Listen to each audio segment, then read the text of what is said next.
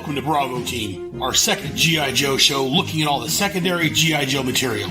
I am your host, Aaron Moss, codename Brotherhead. On this show, I'll either be by myself or have other guest hosts joining me, looking at all the G.I. Joe material out there. We'll be covering things like the toys, the Action Force comic, the European Missions comic, the movies, G.I. Joe Renegades, or anything else that is not G.I. Joe, A Real American Hero comic, or the 80s cartoon. Come, join us on our mission to stop Cobra from taking over the world. Yo, Joe!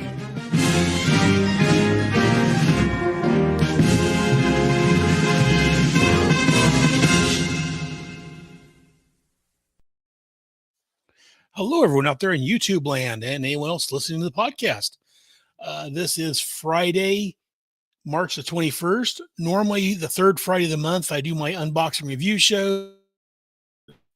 Preparing to do one for this month. Jesus Christ, I can't speak today. This month, I realized, oh crap, I got Bravo Team coming out next month, and I never get a chance to record.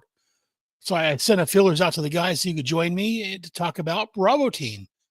So this month, instead of doing the unboxing, we're doing Bravo Team.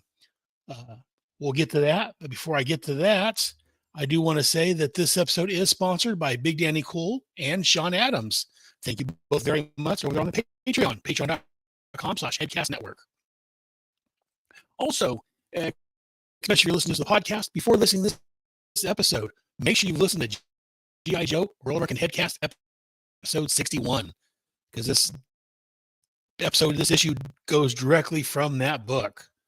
So let's go ahead and bring out my co-hosts for this episode. First up, he's been gone for a couple of months. He's been AWOL, restraining orders, and inappropriate touching and all that. I'm not sure who's doing the touching, but joining me in the studio, we have Jared Albrecht. It's a prescription for danger. It's a prescription. I don't need to repeat. And AKA Death Probe. Well, thanks for I wasn't actually gone. I was down in the sewer crates just below. I've been here the whole time. So I'm not surprised. His Brad's bleeding on you. And speaking of which, the newest podcast of the podcast universe, we have Brad. Let me take a wild guess here. Was that my intro? You're Brett, right? Oh, yeah. There it is. He did that and bring that space out of there. Brad of the Celluloid Heroes podcast. Glad you could join us once again, my friend. Every time I hear that, I was going to say, every time I hear the Pulp Fiction, I'm thankful that my parents didn't name me Marvin. So that's a deep cut. If you haven't seen Pulp Fiction in a while, watch it and pay close attention to what happens to Marvin. Yes, you could be much worse. Anyways, I was just thinking about that scene. I need to watch that again. It's been a while since I've watched it. Also joining us over in the chat, we have Heinz Koch. Hey, Heinz. He says, gentlemen, happy Friday afternoon. What up, Heinz? Glad you could join us, my friend. Thanks for being here on a Friday afternoon. Again, I usually do these recordings for the guys on Sundays, but this month's a little special. So we are here to talk about, as I mentioned, G.I. Joe Special Missions number 6. This leads directly in from G.I. Joe issue 61, which we talked about last episode of the Real American Headcast. Brad was there with me. Jared was off hiding into the sewers. And I'm sure he didn't read it. So never. But let's go and get started with this issue. This issue, again, G.I. Joe Special Missions number 6. Cover date was Cover date was August of 1987. The on-sale date was April the 28th, 1987. The cover price was $1. The title of this was Invasion. Written by Larry Hama. Artist, Herb Trimpe. Letterer, Philip Hugh Felix. Colorist, Bob Sharan. The cover was Mike Zack. And I did not upload that sound. I need to do that. You don't need a sound effect. Zack. Zack. I think it's no Beatty, but just Zack without Beatty, if I'm not mistaken. Zack. Correct. According to Mike's Amazing World, just an exec cover with no Beatty. And the editor of this was Bob Harris. And this was reprinted in Transformers 245 from 1989. And it was also, I believe, probably in one of Jared's big books of G.I. Joe, I would imagine.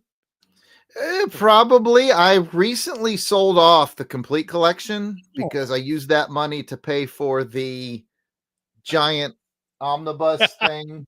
You know, the Right. what's it called? I've got the box for it here. I mean, the books themselves are displayed, but the big old. Very nice. Yeah. Once those came in, I said, well, I don't need double copies of everything. So I put the other ones up. And actually, I made more money than it costs. Like I made a profit for like subscription to the new books. But anyway, nice. I'm reading it from my super fancy, personally made hardbound from Omaha Bound. Ooh, you're fancy. Now you just thought I was out of fanciness, but there was a second level. So let's go ahead and before I get to the synopsis, talk about the cover. The cover of this one, let me bring that up. We have Outback hiding under a snowbank, a snow ledge from the Barovians that are hunting for him. You can see the breath coming out of his mouth. He's got the gun. He's halfway covered in snow as the soldiers are above him looking for our Joe. So let's get some thoughts on the cover. Jared, do you have artistic thoughts on this cover? I didn't read it. Oh, wait. No, it's the cover. It's Brad. I do. I have some thoughts. This is a top tier G.I. Joe Special Missions cover for me. It's a highly memorable one. I really like the tension that it brings with just the art only. You can almost hear the wind sort of whistling in your ear. And the greatest little detail that they added was what you mentioned was the breath, because the breath coming out from under is like, oh, is he going to see that? You know, is and it really sells the fact that it's cold and he's in short sleeves. And as we read in the book, it's actually he's worse off than this in the book.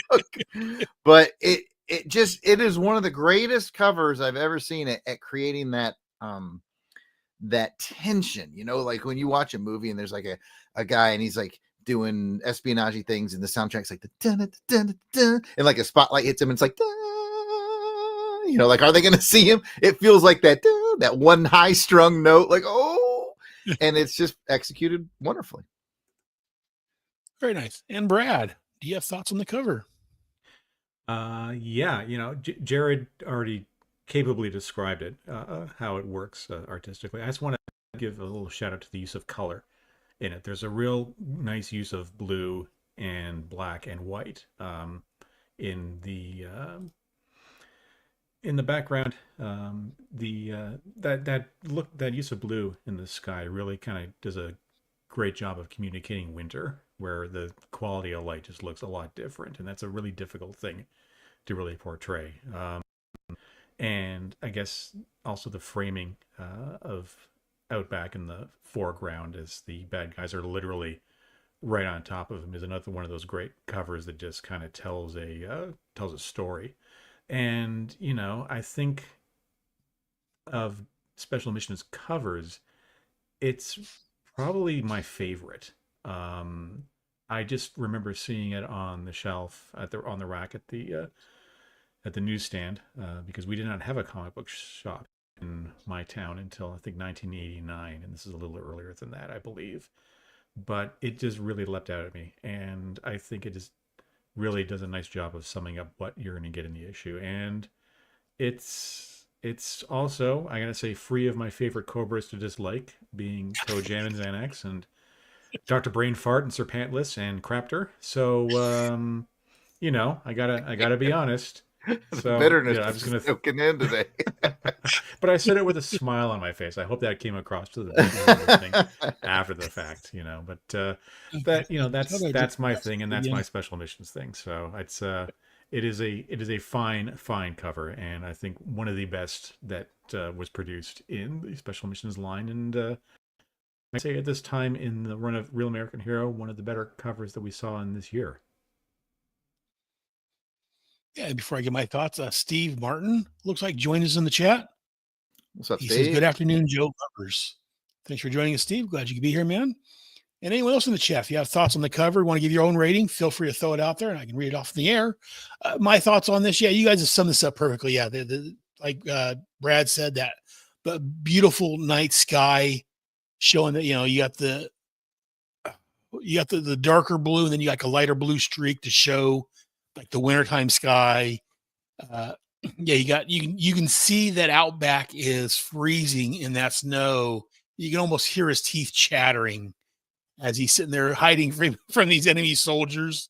And yeah, like Jared said, yeah, you can, if this was a movie or a show, you could see the suspense. If this was like a TV show, this would be, right before they cut away to commercial break, when they get these, these guys coming up on top of the snowbank where Outback's hiding out with his guns, like, oh crap. So yeah, it's a beautiful cover. And like you both have said, this is one that I think about when I think about special missions. This is one I definitely think about. And again, as I'm probably playing my hand, but yeah, this is probably, as like Brad said, one of the best covers of special missions. So, and also from the chat, Steve Martin says, this cover makes me want to give Outback my woolly pulley. I don't have any jokes for that. I don't have any jokes. I'm sure you do. But and yeah, this cover, like we've talked about previously, a lot of times there's covers that kind of depicts what's going on in the book. And there's some that's just like a generic cover that kind of represents somewhat what's going on. This is in between that we don't actually get this actual scene from the book, but I think this cover kind of nicely sums up what's happening in the story. So let's get some ratings on this. 1 to 5 Yojo Colas, 1 being it sucks, 3 being average, and 5 being something you like to enlarge and hang on your wall. Let's go reverse order. Brad, 1 to 5 Yojo Colas. Well, if I was going to choose, I'd probably give this one a 5. Like I said, it's my favorite cover of special missions. It's one that I would definitely put on a wall somewhere. I just think it really stands out. From the colors to the framing, top to bottom to front, backwards, forward, side to side. It is about as good a cover as this special mission series ever really gave us. Yep. And Jared, 1 to 5. I'm gonna join the 5 train. This is, I've said before, there's a handful of covers that I can immediately think of when I think of G.I. Joe Special Missions, and this is in the handful. So, yep, this is a full 5er for me. Just a great piece of nostalgia for me. And yeah, I agree with both you guys. It's definitely a high top cover 5. This is, one I think about often when I think about G.I. Joe, not just special missions, also just G.I. Joe in general. This is one that leaps out to me. Again, it's a great storyline, and this is definitely a cover really depicting what's going on, and it's just beautifully laid out. Beautifully laid out. Sure, yeah. Another thing about this cover too is that it's the first thing I think of when I think of Outback in general. Yes. Like I immediately associate this cover with the character. Like I say, Outback came in relatively recent to the comic. And yeah, like I say, when I talked about last month, he came in, blazing, his first issue was a couple issues ago. And he's like, gave me this crap. I tossed it all out and been living off the land. It kind of shows you who Outback is. But yeah, this storyline in general made me really respect and gave me a love for Outback. So from the chat, it looks like it's unanimous. Steve Martin also gives it definitely a 5. Very nice. Thank you, Steve. Appreciate your thoughts on that. Let's go and move into the actual synopsis for this issue. Not a lot's going on, really, but there's a lot going on. So, as I said, this is continued directly from G.I. Joe, Real American Hero number 61. Outback escapes as Stalker, Quick Kick, and Snowjob are captured by the Barovians. One of the soldiers informs Colonel Bratov that one of the intruders is missing. The colonel realizes the only place the missing American could have gone was down into the sewers. He has his men pump gas into the sewers, then sets it on fire with Outback narrowly escaping the exploding sewer system. Outback is on the run, buys a truck from a chicken merchant. The colonel searches, finds the merchant using the bills the other Joes left behind the hotel room. The chicken man, as I'm calling him, informs the colonel that the American went north into the mountains. Meanwhile, 1 second. That may be a well-timed dog bark. Your mic is your audio. Is it just me, Brad? Are you hearing it? Chop, chop, chop, chop. It's popping. It's popping all over the It's place. very the thing is very choppy. We've had this before. I think we reseated your mic to fix it. So you may want to just take the story description from the top, because you were it was a little choppy when we first started recording. Then you came in just fine, and then as soon as you started that recap, it chopped again. Okay, is that any better? Yeah, Testing, that's 1, perfect. 2, 3. That's perfect. That's perfect. Okay, let's try that again. Yeah, the mail ran, and my dogs. One of them know who owns the house. But yeah, I think you'll be all right if you just start the story recap. All right. So the synopsis, as I said previously, this is continued directly from G.I. Joe, A Real American Hero, number 61. Outback escapes as Stalker, Quick Kick, and Snow Job are captured by the Barovians. One of the soldiers informs Colonel Ratskoff that one of the intruders is missing. The colonel realizes the only place the missing American could have gone was down to the sewers. So he has his men pump gas into the sewers and then sets it on fire, with Outback narrowly escaping the exploding sewer system. And if I cut out again, can you still hear me fine? Yes. Okay, sound like it went out and on. Okay. Outback, while on the run, buys a truck from a chicken merchant. The colonel searches and finds the missing. Sorry. And now it's doing it. Now it's doing it. As soon as you started with the colonel searches. It doesn't like the colonel. See, I replaced this cord with my other one. Oh, what's going on with it? That's my board, or just the mixing board go directly to my laptop, maybe. Okay. Testing 1, 2, 3. Still choppy. Still popping. Still choppy. Yeah. Still choppy. Let me turn it off, turn it back on again.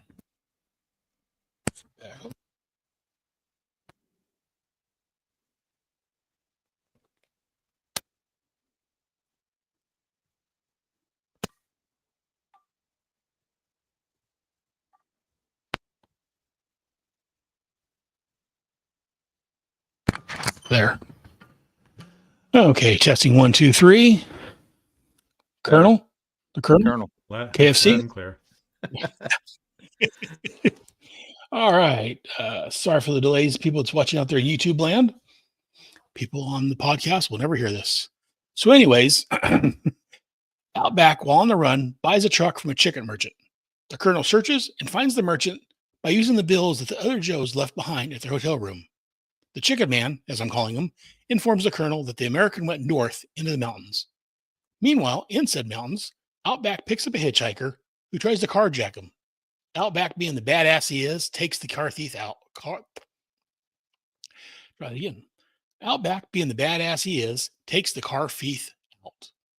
Hard word for me to say. Shortly thereafter, the colonel, flying north, finds the crashed truck with a mangled body. The colonel and troops heads off following the blood trail, with the chicken man realizing something's missing. The colonel finds Outback's body in the snow. As they approach the corpse, in quotes, a near-naked Outback leaps out of the snow.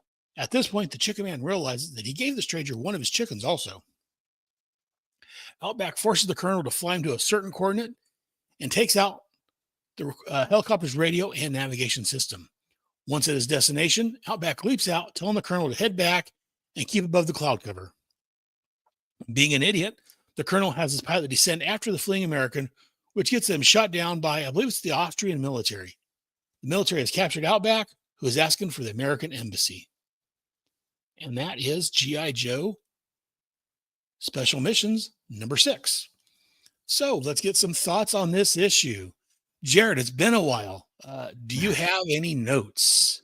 Well, the summary said makes me really wish I'd read it.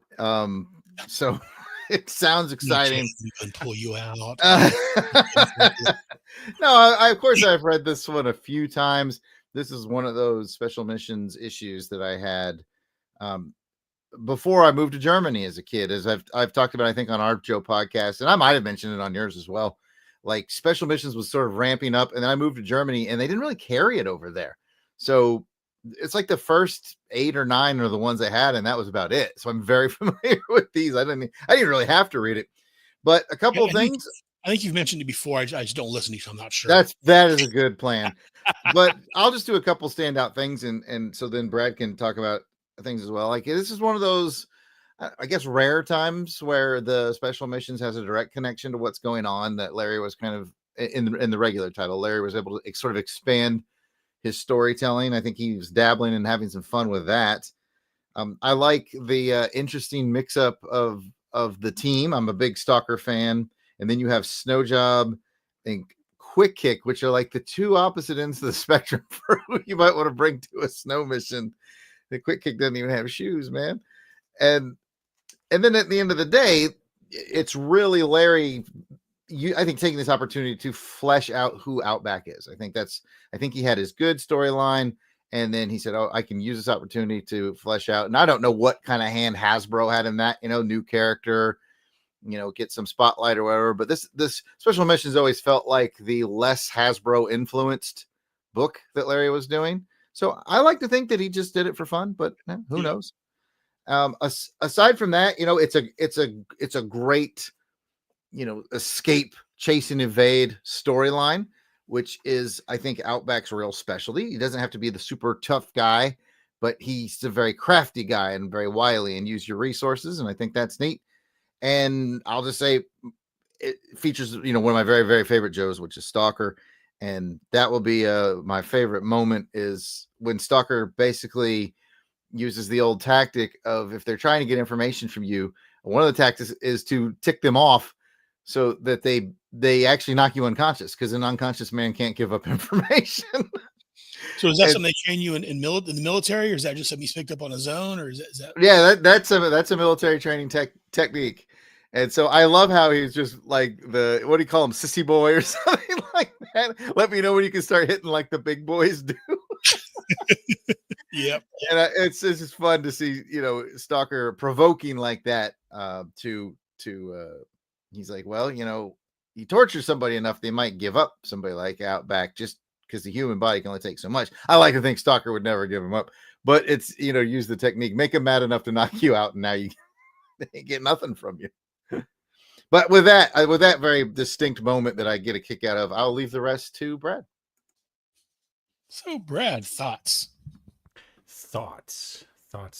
Where do I begin with this one? Well, I think this whole story is kind of the epitome of what a comic can do in such a short period of time. You got 22 pages to tell the story. It does continue issue 61, and I think it does an incredibly good job of it.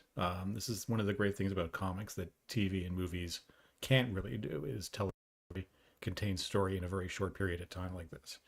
I'll be honest, in comics, anytime they ended on a cliffhanger and said continued in some book you don't buy and read, but now you have to, or words to the effect. But in this case, it was a book I was already reading. So in that case, no harm, no foul. But, and correct me if I'm mistaken, but didn't this issue in 61 drop roughly in the same month, or did we have a wait? I could have looked it up, but I'm very lazy in that regard. Yeah. But, maybe somebody else they came up the same month. knows. Yeah. Yeah. Because that, I'm not sure. I guess that must have been an intention from the beginning, or if they thought, well, we want to goose some sales for special missions, so we're going to force people to buy it, as opposed to choosing whether to buy it or not, or saying, I'm just going to stick with the main line book. But I think most diehard Joe fans were buying both at the same time, so it wasn't really a huge ask to get us to pick up a book that we were already picking up. The other thing I really like about this issue is it gives Outback a lot of personality as a character. He's a relatively new Joe at this point. He was introduced only a few issues back, but already he's gone into battle against Cobra Commander and Raptor. He's now gone on a mission that goes all sideways, and now he's running solo, being pursued by block soldiers. That's a lot to dump on a new character who hasn't really had a chance to define himself, even though in his introductory issue, which I think was 59, he was making a big deal of, well, all that equipment I was supposed to test broke, and the rations you gave me are inedible. So I've just been living off the land for the last month on Uncle Sam's dime, just kind of living good. And, his story in this issue will continue in an interesting direction for the next little bit, I think, especially when he returns stateside without the other members of the team. And I know that there's some strife that develops as a result with a nice little payoff. Though I always wondered if, and maybe either of you can chime in on this, is if Outback, the character, his look, was always meant to reference the adventure team era of G.I. Joe from the 70s that preceded A Real American Hero, because he's this outdoorsman, survivalist. He's got a beard. His hair's a little shaggy. I'm just kind of curious if either of you think that's the same thing, like a little somebody in Hasbro Design said, let's make a guy who kind of reflects or calls back to the original adventure line era. Yeah, I don't know if it was intentionally done that way, but I've definitely thought the same thing. So yeah, if it wasn't intentional, it was a heck of a coincidence that he happened to look like that. I've never noticed it before at all, but now that you say it, it's like, oh yeah, it's right there. It's right there. And I've never considered it. But then again, I didn't really learn a lot about the adventure was it adventure team folks from the 70s until the last couple years. So it's not something that I've thought about over a long period of time. So it's definitely an interesting thought. Yeah, but it's overall, yeah. I mean, it is a really great issue, and I mean, I can go on and on about the art and everything else. I think it's just a classic issue of Special Missions. It has that feel of the original 20 or so issues of Real American Hero, and certainly the art is a key to that. Because when I think of great runs in comics, it's usually a synergy of artist and writer over a lengthy period of issues that really makes those runs work so well. And I think of Hama and Trimpe. I think of because I just reread their run on the Punisher. I think of Garth Ennis and Steve Dillon, who connected on Hellblazer and then parlayed that into Preacher and then went on to Punisher. It's just when you get a writer and an artist who work well together, it really shows. And I think that's why Special Missions just really consistently works issue to issue. It's because of these two guys who sort of speak the same language without having to say a lot. Just kind of they're in sync and they get each other. And I think they're just one of the really great teams in comics. But I think that's very all I much can say yeah. right now. No, that was fantastic. Yeah, I agree. They're a great team. And yeah, I was just double checking. Yeah, the issue 61 of G.I. Joe came out. Sorry, just had it pulled up. Came out April the 7th of 1987. And as I said, this issue came out April the 28th. So it was like 21 days, 3 weeks earlier is when the last, we had to wait 3 weeks from the ending of 61 to find out what happens with Outback. And then I'm pretty sure the next issue, G.I. Joe, came like a week or two later. So we find out pretty quickly what happens after that. But yeah, there was like a 3 week wait to find out. So yeah, it wasn't a very long time. But yeah, no, you guys have said a lot about this issue. And yeah, everything you've said, yeah, it's true. I mean, it's a great, well, I say special missions tend to be standalone stories. And while this ties into the main title, it was a standalone story. I mean, you could take this story by itself without having read anything else. And okay, it's a standalone story. It's Outback's escaping from some bad guys and he gets away. But fitting it in where it goes with the rest of the series, it's fantastic. Yeah, like I said, this is where I got my love for Outback. And yeah, as I think it was Brad was saying, if I pull myself full screen, as Brad was saying, this repercussions of this follows Outback for a little bit. And we'll talk about that in the next couple of months. I think Outback's treated fairly unfairly by the rest of the Joes. But again, we'll talk about that again in the next month or two. But yeah, no, I do like, as you guys have both said, Outback shows what he's the best at what he does, to quote a Marvel character. And yeah, he can live off the land. He can get, he's not some big, I say some Rambo type character, but he kind of looks a bit like that type of character, but he's able to get away from the bad guys using his brain, not just, fighting his way and shooting everybody in sight. He's able to use his brain to get away from the bad guys. And I think that's one thing I really love about Outback and the way that Larry portrays him in this book. And I wonder, like Jared had asked, is this something from Hasbro wanting to focus on Outback? Or honestly, I think this is probably just Larry, the natural flow of the story, and Larry wanted to focus on Outback, probably because he's such a badass character. But because I don't know if Hasbro actually had him focus on any one particular character. It's just, here's the new toys, fit in your book somewhere, except for, as we talked about, and I think it was Jared that got me the information, except for Cobra Law, when he told him, to bugger Yeah. We talked about that a couple episodes. Yeah, he ago. just said no. I still love. No, find someone No. else. Find someone else. Write it then. I know, Okay, you right. do. Yeah, I won't do it. So I love that about Larry. That he does a lot of these silly characters, and I will Raptor, and he has the Pogo and things like that. But yeah, when it came to Cobra Eye, he put his foot down. But that's another story entirely. We'll never get to Cobra Line here. But Outback, it's a great. Yeah, I like the way the Chicken Man. He's like, there's something missing. I'm missing something in this scene. Oh yeah, I gave him a chicken. That's where all the blood came from, which is a really nice touch. We got the Chicken Man saying there's something missing. So what's going on? What's missing? What is he gonna do something that gets Outback in trouble, or what's this going to lead to? And then I gave him a chicken, and that's where all the blood came from. Okay, so yeah, it was just a fantastic issue. Yeah, showing Outback getting away after last issue, Stalker, told him he had to leave because again, he can't leave the two injured Joes. So Outback has to get out to get their story out. And again, I do like, this is the first and one of the few direct tie-ins to the main book. I know there's other issues that either reference something or I say it was last issue of the dog fight kind of homages the issue. I think it was 32 of the regular book. But yeah, this is the first and one of the few that directly ties into the main book where you want to read 61, you want to read this, then you go and read 62 to follow up on the story. So it's very nice. I love this issue.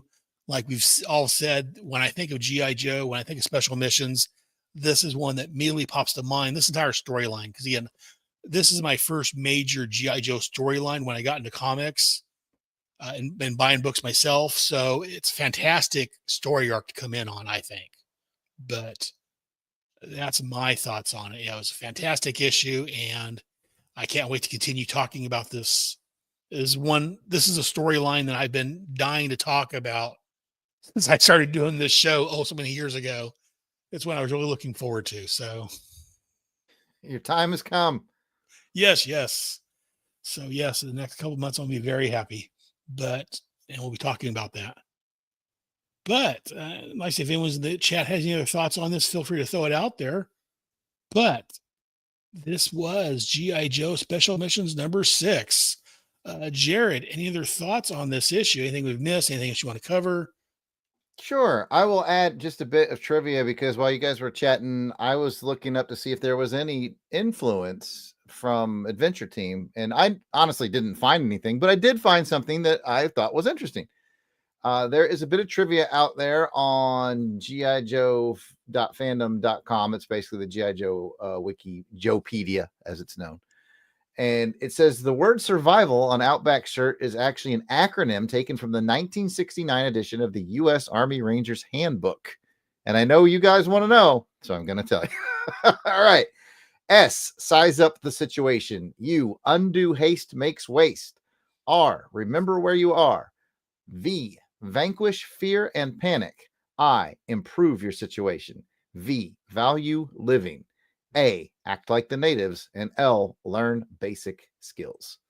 Survival from the 1969 Army Rangers Handbook. And I've been a Joe fan my whole life, and I've had all those books. I draw on those books. Those booklets laying around, and I never do that. Someone might have just made it up for the wiki page, but man, it's cool. Yeah, I'd be curious to know. Well, you go. So, Jared, your mission now is to go through all the books you got, see if you have that book. See if I can find the 69 Ranger manual. Or you may actually know someone that may have. I mean, you're in that business, if you were. You may even know someone that could confirm that. Yeah, that's true. I live in an Army community. There's got to be one or two Rangers around here. If you happen to find some, find out if anyone can confirm that, because that'd be interesting. Well, and just kudos to me for we've mentioned the 69 manual a couple of times, and I didn't do anything with that. So good job, Jared. Any other thoughts on this, Brad? You could almost see where with this issue they could have had this one kind of begin in media res, which is a really fancy pants way of saying in the middle of the action with the aftermath of a mission gone wrong, and have our lone Joe being the guy who's on the run, kind of catch people up on the fly. But I have to say, echoing something you'd said earlier, is it was, I think, a bit of a masterstroke to have Outback be on the team, this new Joe, to be the one who's running through the jungle essentially, because he is a survivalist, he's a specialist. He's who better to navigate your way out of hostile territory with nothing except maybe a gun, than somebody who's prepared to live and survive off the land. And that's I think a really clever way of integrating him into the story and kind of showing him, because the whole point of special missions was to take a Joe who's a specialist in his or her field and put them into a mission where they actually get to kind of strut their stuff rather than fighting a guy in a giant pogo stick machine and another guy dressed as a bird. And when you were going on about the chicken man, I thought, wait a minute, did Raptor show up in this one and I missed him or something? Because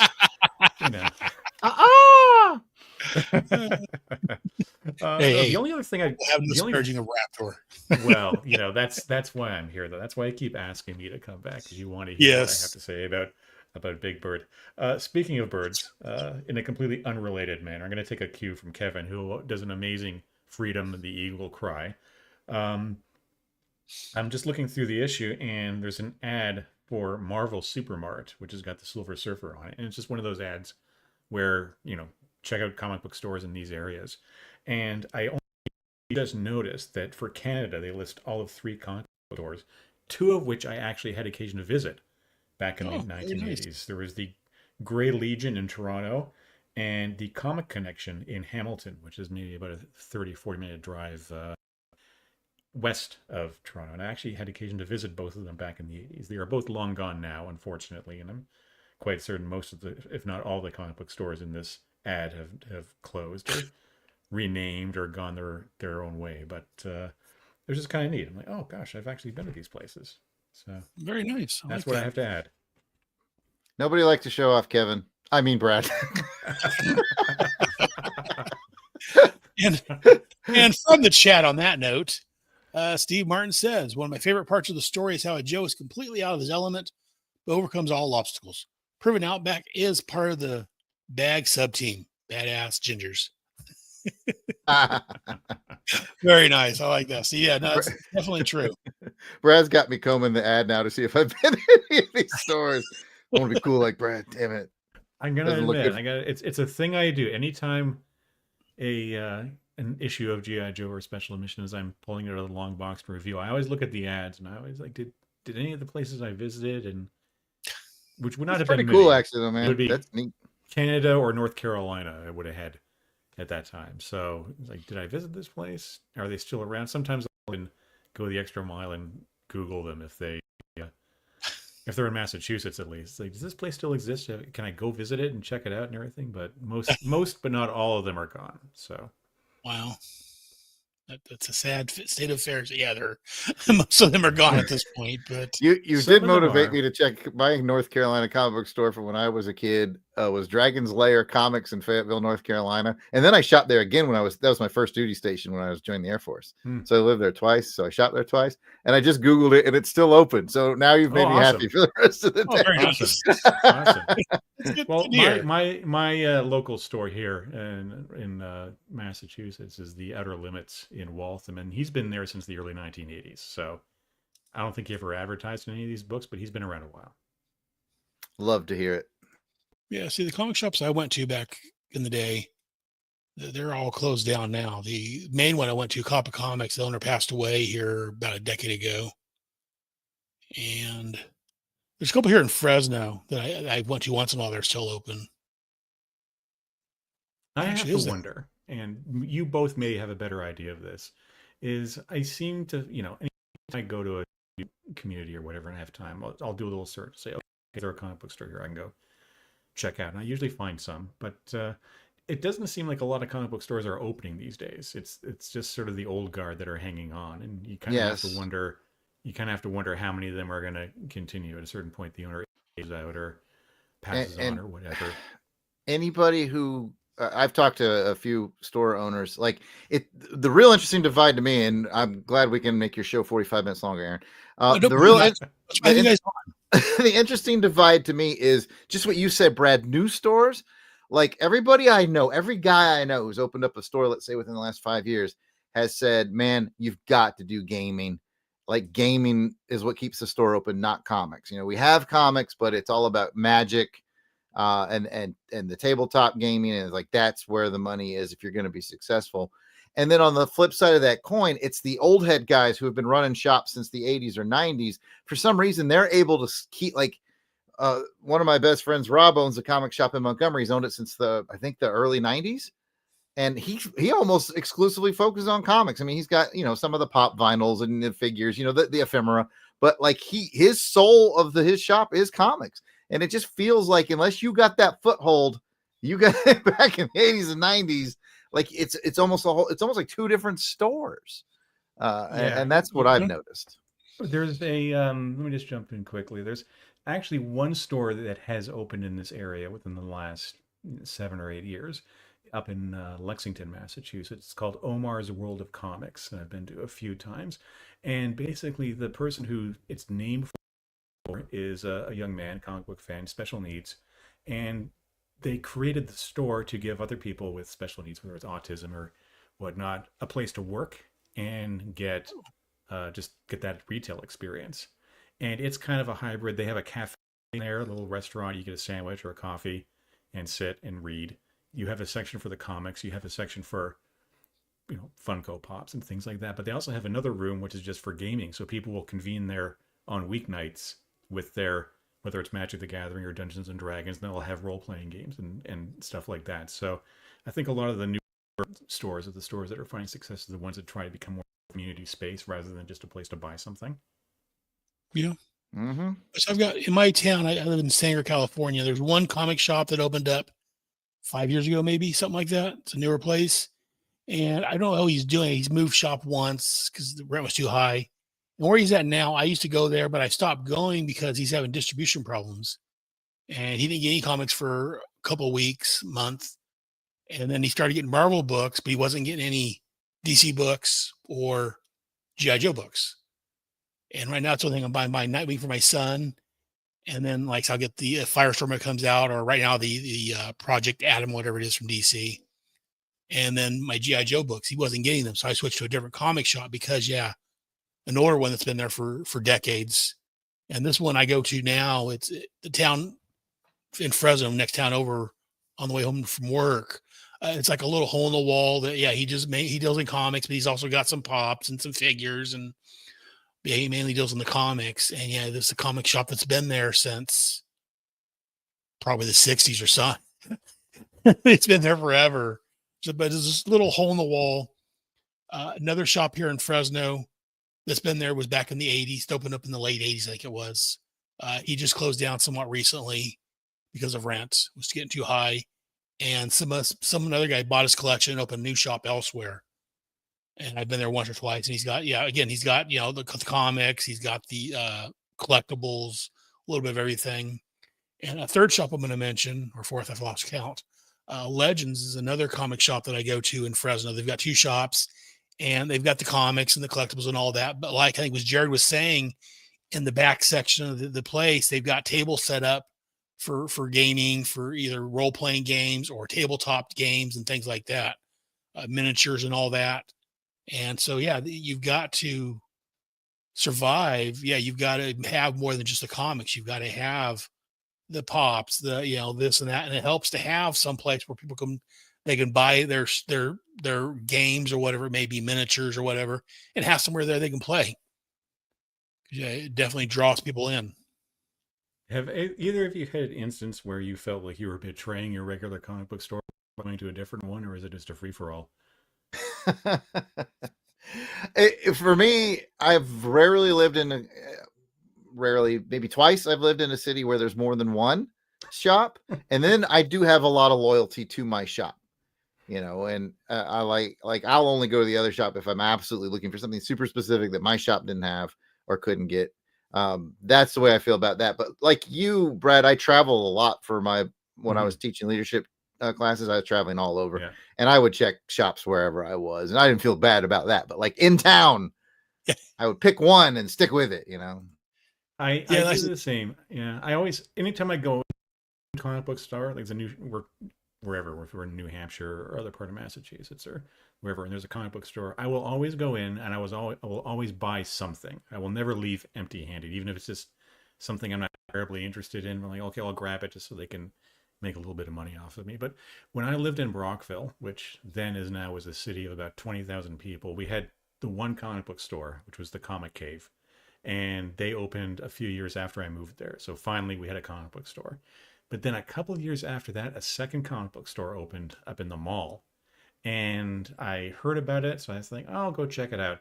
And I walk into the store, and who do I see there? The owner of the Comic Cave. And it was one of those moments, like, if you know The Simpsons, where is the doorman at the cat house, and Abe comes walking in, and walking back out. So it was kind of like that, and he was like, "I know you're checking it out and everything." So the next time I went to his store to get my holds, I ended up buying another graphic novel just to show him, we're still good. I still shop here. The other place was too slick and too corporate. This is where it's at, and he no longer runs that store, but I am told that the store still exists in Brockville. So this is coming up on about 35, 36 years. So they've lasted a while also. Yeah. See, growing up, there was no comic shop in my town. So I had to go to one town over to get my comics. And yeah, when I started there was one shop that was owned by like they had like cards and comics and all that was owned by 3 guys. And shortly thereafter, they split up, and Lonnie Cox opened up Coppa Comics because he used to be a cop, so Coppa Comics, and that's where I would go all the time. And then I'd go check out once in a while to see what they had. But yeah, I was loyal to my comic shop until I moved away and moved a couple of towns away, and it wasn't feasible to get there, so I stopped going. But I say I feel like I said, the local comic shop I started going to here in Sanger. When he stopped getting my books, I felt bad going to a different shop, but I'm like, well, I felt bad for the guy because he's a great guy, but if he's not getting the books I want, he's no use to me. Not to be mercenary, but yeah, if he's not getting the books I want, there's no sense going there. So, and I go there once in a while, just check it out and see what he's gotten. But yeah, so there is that little bit of that loyalty. And I'm sure a lot of fans feel the same way that, if you go to a comic shop, especially quite a bit, you have a certain loyalty to it, I would think. But how loyal, I guess it depends on the person. But well, regardless, I certainly hope people who are listening to this are taking notes of all these comic book stores, the names and the locations and everything, so they can plan to drop in when they're next in Lexington, Massachusetts, or Brockville, Ontario, or anywhere. Central California. Yeah, definitely check out some of these shops. And yeah, definitely. Yeah. If you can, there are a lot of people I know nowadays, people buy a lot of things online. I definitely recommend, if you're into comic, go to a local comic shop, support your local comic shop. Cause I don't know how much longer they're going to be around before, they eventually go away, if they ever will. It's been a threat or, whatever for the last 20 years. You always hear, their comics going away. They haven't gone away yet. So we'll see what happens, but yeah. And, support your local comic store, and also just get friendly with the owner, because sometimes they'll have no problem with recommending you check out a different store. When I was grabbing the remainder of the Indiana Jones comics, the Marvel ones that I've been collecting on and off for the years, I'd gone to the Outer Limits and asked him what he had, and he directed me to the section. So go look for yourself, you lazy bastard. And took out the ones that I didn't have and grabbed those. And I just mentioned I was trying to grab the whole set, and he sent me to a different comic book store. He said, well, go check out the Hall of Comics out on Route 9 and, tell him I sent you.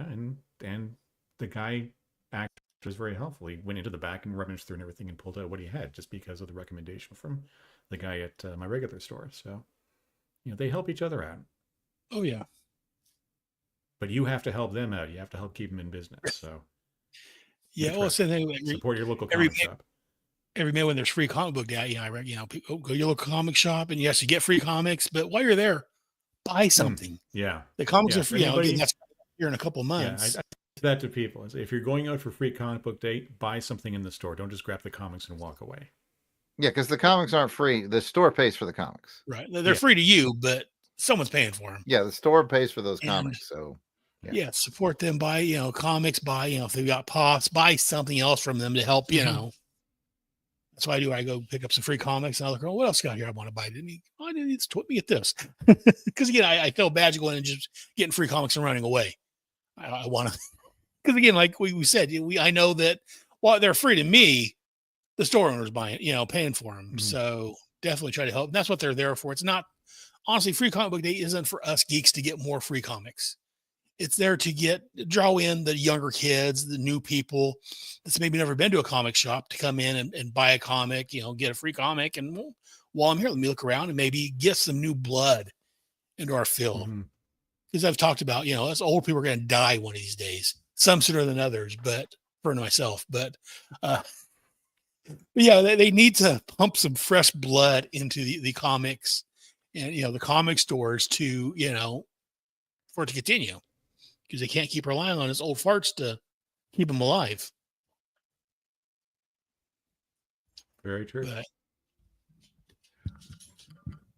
And unless there's any other thoughts on this issue or comic shops, I guess, in general at this point, because we've gone on a bit of a tangent, which is fine. Because again, that's why I like talking. We wanted to get this episode above 45 minutes just to make it worth people's while. Or you can go in and just like cut it and be like, here's the Joe episode. Now you have this extra bonus episode of just comic shop talk, like you never know. In fact, I've got one of those files. I was doing my next Head Speaks, and I'm looking at 1983, and I was looking, I've got one here. I think it was one of our Joe conversations where we went off on a tangent about comics and other stuff that I separated because it had nothing to do with the main story or the main show. So I pulled that out to use elsewhere. I may throw that in this month also.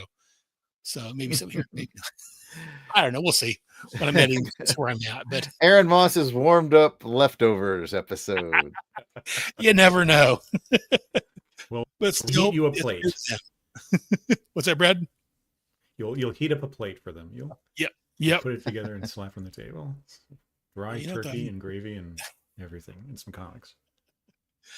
But I guess that's going to wrap it up. I know Brad earlier was talking about it buying Indiana Jones. Again, had some other stuff to say, but to segue from Indiana Jones, Jared, if people want to hear more about you and maybe Indiana Jones or movies or a whole plethora of stuff. Yeah, plethoras of stuff. I can tell them where to do that. Yeah, just check out the Long Box Crusade podcast network. Just search Long Box Crusade pretty much anywhere, to include social media, X, Facebook, Instagram. I think we got a Blue Sky account now and YouTube. Yeah, just type Long Box Crusade. You will find us with a whole different plethora of shows. We do have a G.I. Joe show called G.I. Joe Chronicles, where we are covering now we're in the America's Elite version, sort of the second wave of Devil's Due. And we're also doing special missions. So if you want to listen to me say the same things twice, and just head on over. When we picked it, we didn't know Aaron was going to be doing special missions. It's just worked out weird. But yeah, that's what we're doing as far as G.I. Joe. We got a bunch of other stuff. You want to chat with me personally? I am at Yard Sale Artist on X, Facebook, and Instagram. And see, that's entirely my fault. My shows have gotten delayed. Otherwise, I would have started this much sooner. So I understand. But it's kind of fun though, because like when you call me up, like, hey, we're doing 6, like literally on Wednesday, Pat and I are doing 9. So I'm like, I'm familiar with 6. We just covered it a couple months ago. So I see you guys advertising for 7. You guys have just released. So. Yeah, we record them, pretty much a pretty good step in advance, just in case somebody gets sick or whatnot. But yeah, we're not too far off from our shuffle. So it's easy for me to go, heck yeah, I can do your show. I've already read it. I've talked about it. I'm ready to go. And Brad, if someone wants to hear you podcasting on your own. Well, speaking of the Long Box Crusade, I am on the Long Box Crusade with Celluloid Heroes podcast, where I take a deep dive look at a movie of a certain year and a certain era and try and place it in a personal context for myself, and also try to zero in on what made the movie a special experience to see in the moment. We kicked off with a look at 2001: A Space Odyssey, and then followed that up with Star Wars, and I think just this past week, the third episode dropped, which is about Battlestar Galactica, the theatrical experience, which was a uniquely Canadian experience. But to find out about that, you're going to have to go over and listen to it. So, but you can reach out to me at my website, bradavram.com as well. And real quick, we get Steve back in the chat saying, great show, fellas. Really enjoyed it. Glad I could catch it live. Hoorah. And yo, Joe. Well, I'm glad you could join us, Steve. Thank you very much for your thoughts. I enjoy hearing people chiming in as we go along through this, not just our stupidity ranting, but we also get, listeners giving their thoughts. So thank you very much for joining us. As for me, I am at headcast.headspeaks.com. I've got a handful of shows. I've got my main show, which is, my main show is Head Speaks, where I talk about comic books and anything geeky. Right now, I've got my segment of retrospect to the 80s, where I'm looking at a certain year back in the 80s. As I just said, as I'm doing this recording right now, I'm working on episode 83 of Head Speaks, looking at 1983. So that's the first Tuesday of the month. The second Tuesday of the month, I have Task Force X, which is where I look at Suicide Squad. Originally, I was looking at Suicide Squad and Checkmate, but Checkmate ended. So I'm just looking at Suicide Squad. I'm actually getting near the end of that series. The next episode I release will be looking at the Search for the Atom, which happened over in Suicide Squad. The third Tuesday of the month, I have the Starman Adventure Show. And that one's actually, I'm working on, I just released the episode 49. And I think next time I release will be episode 50. I'm going to do 2 episodes, which will wrap up that series. So Starman's coming to an end. And then over on Thursdays, again, the first 2 Thursday of the month, I'm supposed to be releasing the Starbright Project, where me and the wife look at Quantum Leap. Due to band and just life in general, that one's put on hold for right now. But the second Thursday of the month, we have G.I. Joe, A Real American Headcast, where I look at the G.I. Joe cartoon and comics from the late 80s, early 90s. The third Thursday of the month, I have the Energon Protocols. Renegade Studios has released a G.I. Joe role-playing game, along with a lot of other Transformers, My Little Pony, Power Rangers, and all that. We play that, and I record that and release that as podcast episodes. And then the fourth Friday or Thursday of the month, I release Bravo Team. Again, looking at anything else G.I. Joe related. Right now, we're looking at special missions. For the next couple of months, it'll probably be going back bi-monthly on that. And the other months, I will probably be looking. I know we've got an episode of the Order of Battle recorded whenever we release. I'll release that, and we'll probably record some more of those also. So check it out. You can find me at Headcast Network across the different social medias, mainly on Facebook. I've got Twitter and Instagram. I hardly ever use them like I should. I haven't signed up for Blue Sky yet because, again, I don't use the ones I have, so I'm hesitant to sign for somebody else not to use. That's one of the reasons I haven't done it either. It's like I just don't want another account. I got a lot of people, we're on Blue Sky. I should sign up for that, just get more out there. But I don't use the ones I have already. So, damn. But anyways, definitely check us out. We'll be coming back soon with looking at issue 62 of G.I. Joe. And then next month, for Bravo Team, I'll probably be playing the Order of Battle we recorded 6 months ago. For the first issue of Order of Battle. So I'm going to start getting those out there for the next several months. I'll be interspersing those between the Bravo Team, special missions. And then here soon, special missions goes monthly instead of bi-monthly. So Bravo Team will just be special missions till it ends. So definitely check it out. Once again, Brad and Jared, thank you guys very much for joining me today. And it was last minute, and I need to do this. Anyone can join me. And thank you both to Steve Martin and Heinz Koch in the chat. I appreciate having you guys out there. Also, what is this? Fawn Flannel join the chat. Best viewers on streambo.com. Remove the spam. Anyways. Thanks, spam. Thank you, spam. But that will do it for this episode. Until next time, remember, Yo Joe. Yo Joe. Yo Joe. Yeah. That was a low-key Canadian Yo Joe if I ever heard one. Yeah. G.I. Joe, A Real American Headcast, is available monthly on iTunes, Stitcher, and at headspeaks.com. All characters and stories are owned and trademarked by their respective owners. We claim no ownership other than our opinions. All audio and images are used for entertainment purposes and falls under fair use. We make no money from this headcast. For more of the monthly G.I. Joe, check out the IDW series. For the stories we're covering, look for the comics and trade paperbacks. Let us know what you think. Send us an email letting us know your thoughts. Joe's dismissed.